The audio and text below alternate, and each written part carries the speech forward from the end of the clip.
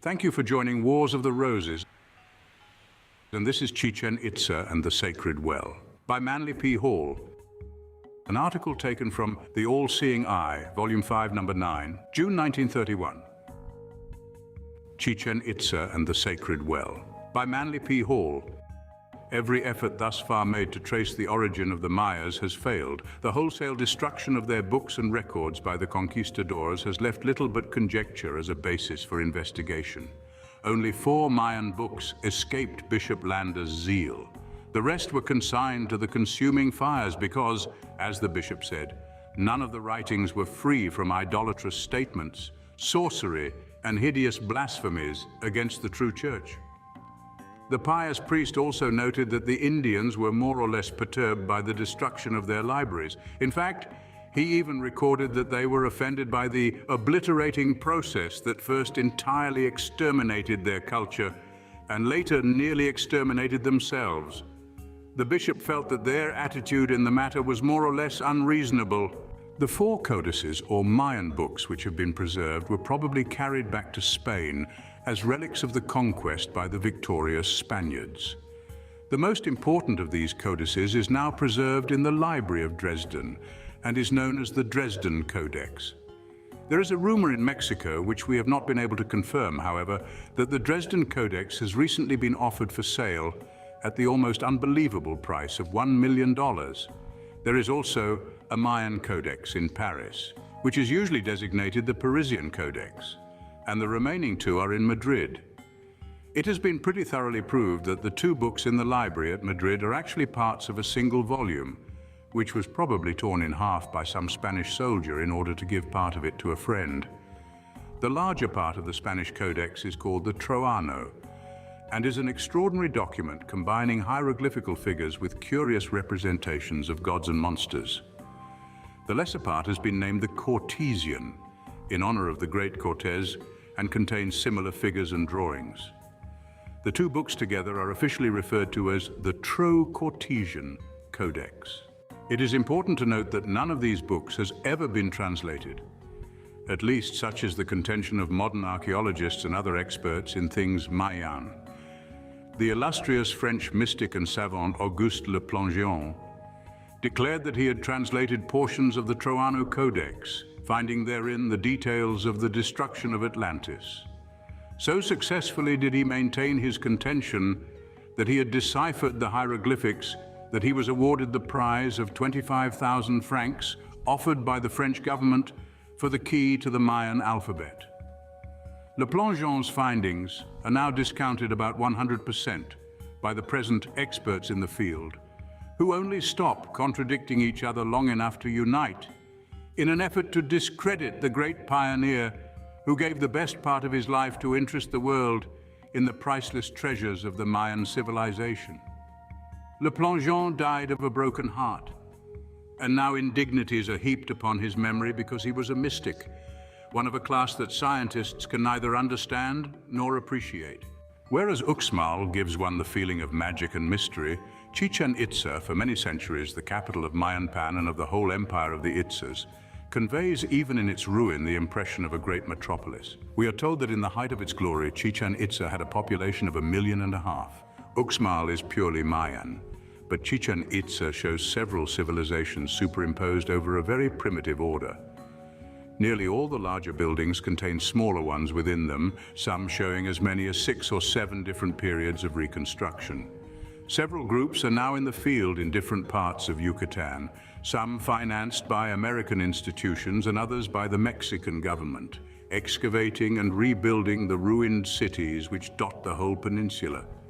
More work has been done at Chi-Chen Itza than in any other place, and the skeleton of a great empire is rising, ghost-like, from the mounds of ages to stand again in something like its pristine grandeur amidst the faded and tangled jungle growth. The trip to Chi-Chen Itza is considerably longer from Merida than that of Uxmal, being tedious rather than arduous. The train stops at innumerable stations, revealing villages of thatched huts where the remnants of a once proud race eke out a humble and uneventful existence. There's always a little plaza or square and an overshadowing cathedral where the conquered worship the gods of the conquerors. Everywhere the tropical indolence is apparent, yet with it all a certain integrity of motive and principle. The Indians are of a higher stock that their present estate would justify. Chi-Chen Itza is a clearing in the midst of a wilderness. The excavated parts of the city may be roughly divided into three groups of buildings. The first group is dominated by the Great Pyramid of Kukulkan, or the Feathered Serpent, now called the Castillo. The second group, about a mile and a half distant, is called the old Chi-Chen Itza. Some reconstruction has been done here and many phallic symbols have been discovered. The third group, which contains the famous observatory, is dominated by a great mass called the Nunnery, which is the only three-story building as yet found. Using as a central point the Great Pyramid of Kukulkan, which stands at the entrance to the city by the present road, the city spreads out like a fan around it and presents an amazing picture. This pyramid has been reconstructed by the Mexican government. Work is still being carried on. The structure is about 110 feet high and surmounted by a small temple approximately square. The main entrance, adorned by two great plumed serpent columns, faces towards a winding road which leads through dismal jungle land to the edge of the sacred well from which the city secured its name, Chi-Chen Itza, the people at the mouth of the well. The Mayans themselves were a peaceful people and their gods were strangers to cruelty and deceit. But the nations who later invaded the city superimposed upon it the culture of the warlike Aztecs and apparently introduced the practice of human sacrifice. The sacred well was supposed to lead downward under the earth to the home of the rain god, whose benevolence was necessary to the survival of the nation. In times of drought, virgins were sacrificed to this deity by being cast into the well. The ceremony was a very solemn one. A procession of priests and nobles carrying in their midst the bride of the rain god traversed the road of death that led from the pyramid to the great cenote, or water hole, where with elaborate ceremonials the maiden was cast from the brink into the dark waters beneath. After her rained the offerings of the people, beads of jade, bells of copper, images of gold, beautiful utensils and incense burners, obsidian knives, talismans and fetishes, all thrown in to propitiate the deity of storms. The well is over 100 feet in diameter. The walls to the level of the water are about 70 feet, and there is approximately 65 feet of water in the well at all times. Some years ago, Edward Thompson, equipped with diving apparatus, descended into the well, bringing to the surface everything that had accumulated on the rocky bottom.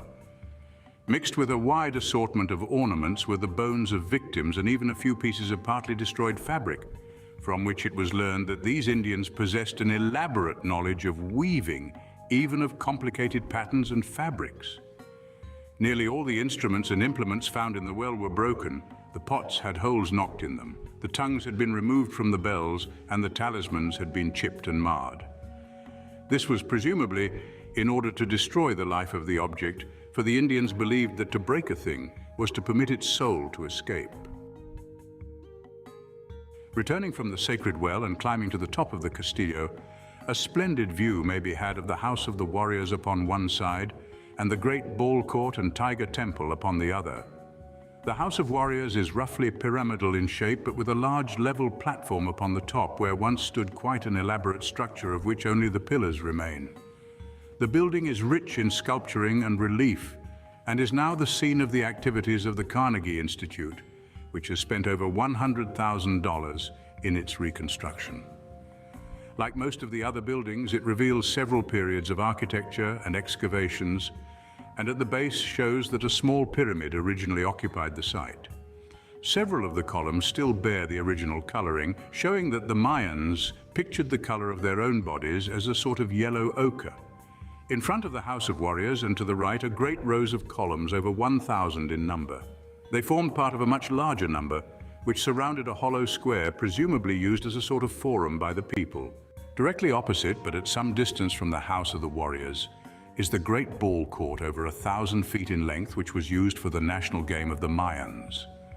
The game was played by two teams, each composed of 15 men, whose aim was to knock a vulcanized rubber ball through a stone ring high in the wall of the court by a blow with the hip. The players carried heavy leather pads on their hips with which to strike the ball. The game required unusual skill, and after it was over, there was a great melee caused by the code of the game, which permitted the winners to strip the clothes off the losers as the spoils of combat. The losing team always broke and ran for shelter, followed by their adversaries and half the population of the city.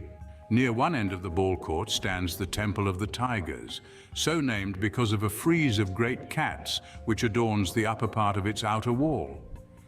The Temple of the Tigers bears upon its outer face some of the finest carvings in Chi-Chen Itza, and on one of its inner walls is a mural, fast disappearing unfortunately, of a great battle between Indian tribes.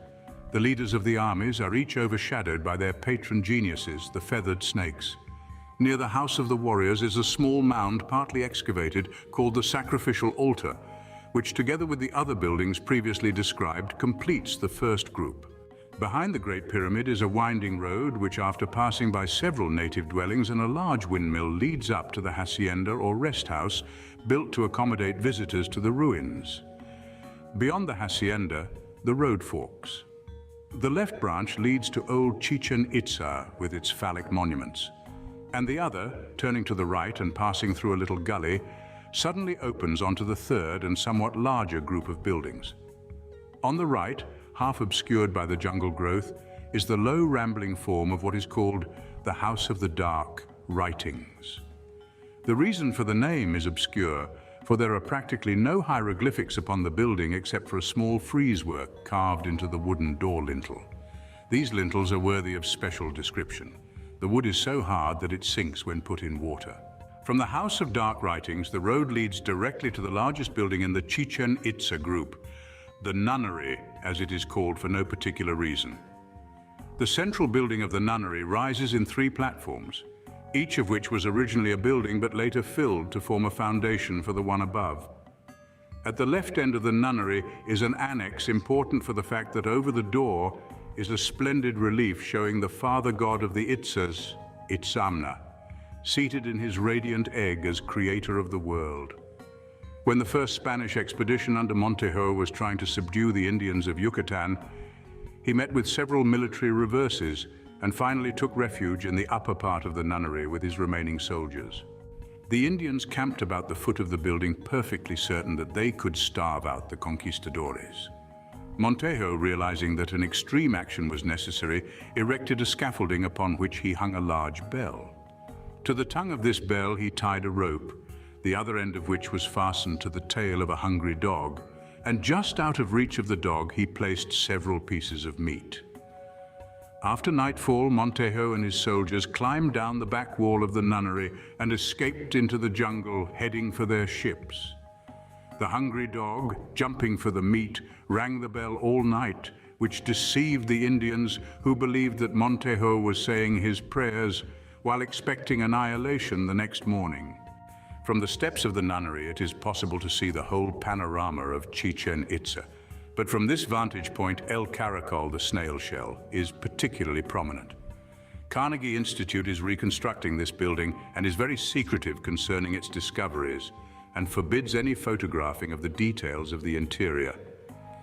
El Caracol, which is thought to be the astronomical observatory, has a tower standing upon a flat pyramid and also reveals several periods of architecture. A spiral staircase inside of the tower leads upward to the summit, but there is very little proof that the building was actually an observatory. It may have been a watchtower or even a high altar for the burning of sacrificial fire. There are no evidences of astronomical instruments, unless the Carnegie Institute has removed these or concealed them until such time as its own publications are issued. Across from the front of the observatory are 2 small buildings, one of which is called Chichanchob, or Strong Clean House, so named by the Spaniards because of its excellent state of preservation. Behind it is a smaller building called the Antelope House. These have not yet been fully excavated, but stand upon mounds which are also probably pyramids covered with rubble. The road continues through this group of buildings past a number of mounds, to a little glade in which rises the unreconstructed pyramid, now called the Tomb of the High Priest. In the very top of this pyramid, which is reached by a dilapidated flight of steps with feathered serpent balustrades, is a partly ruined temple. In the midst of this ruin is a square hole leading downward into a chamber of considerable size inside the pyramid. While human remains have been discovered within this extraordinary pyramid with its bell-like chamber, There is an ever-growing suspicion that the so-called tomb of the high priest was in reality a temple of initiation into the Indian mysteries. Edward Thompson, who found the vault, believed he had discovered the tomb of Kukulkan. Such a tradition would emphasize the probability that the building was a house of initiation, as in the case of the Great Pyramid of Gizeh, which some traditions affirm was the tomb of Osiris, the god of the underworld. In considering the civilization of the Mayans, the archaeologist is confronted with the same problems as the Egyptologist. The Mayans were a highly developed people when they first appeared upon the peninsula of Yucatan. They must have existed according to their time system for at least 3,000 years before they established any of the cities now known. It is believed that they migrated from either Guatemala or Honduras, and they are one of the few primitive Indian peoples who did not know the use of the bow and arrow. None of their early codices show this instrument at all, although it was common among the Indians of Mexico in general. Their main weapon was the spear, which was launched by means of the hulcha, or throwing stick. They had the most highly evolved language of any Aboriginal people, being nearly as complicated as the Chinese. It is believed that their alphabet contains 10,000 arbitrary characters with great emphasis upon minor inflections. The cities built by the Mayans in Yucatan rival their builders in mystery. Many of these had been deserted centuries before the coming of the Spaniards. Where the hosts of their inhabitants vanished remains unknown. Their culture was limited entirely to southern Mexico, for the culture of the other Americas, with the exception of Guatemala and Honduras, is of an entirely different order. They were originally monotheistic, worshipping Itzamna as the supreme deity who created the universe through Kabbalistic emanations. They were not warlike, but so highly developed in the arts and sciences that it has been said of them that they were the most civilized of the barbarians. Thank you for watching, and please don't forget to share, like, subscribe, and comment. And if you can, please consider donating to Wars of the Roses. Links to PayPal and Patreon are in the description. Thank you so very much.